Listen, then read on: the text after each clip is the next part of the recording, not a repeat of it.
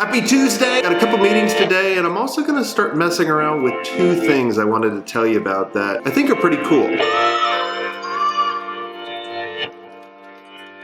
I'm always telling agency owners and entrepreneurs, you should have a podcast. That's one of the best things I've ever done. I've been doing it for over 3 years, and it took a little while to get momentum, but now we have a lot of momentum. I think the barrier is a lot of people don't know all the software you need and all the hardware. Cool thing I mentioned yesterday was Anchor. I told you that I got off of it, I was big on it, and then I was just like voicemail back and forth, and no one likes to listen to voicemail. But they made a major change. They changed it where it's like a radio station. And also, you can put your podcast on there.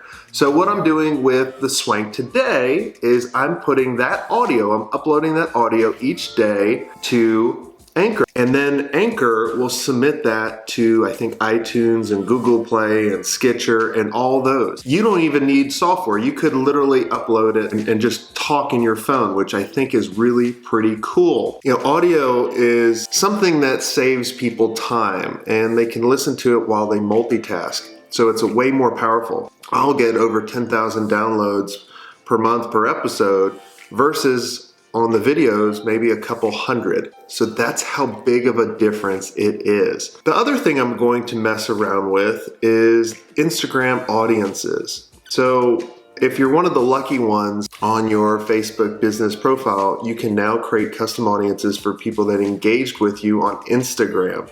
And for all of you that have been watching me for a little while, or if you're not following me on Instagram, make sure you do. You know that I've been doing the Agency Minute pretty much every day, where I put a minute strategy or minute video up there. So I want to build my presence on Instagram because there's a lot of attention there. And that's where my attention is too. So if you want to reach me, make sure you follow me on Instagram. All right, I think it's time for some Q&A.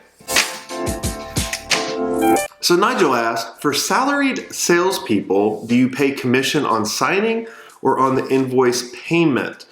If the salesperson signs a monthly retainer, do they get a commission per month for 12 months or the full amount on month 1? So great question, Nigel. To answer your question, if you pay them on the invoice or the payment, I'm going to tell you pay them on the payment. Don't ever pay any salespeople or referrals on the invoice. You don't have the cash yet, so don't distribute more cash out. Same thing when it goes on the monthly retainer. Do not, let me tell you, do not pay for the full 12-month retainer.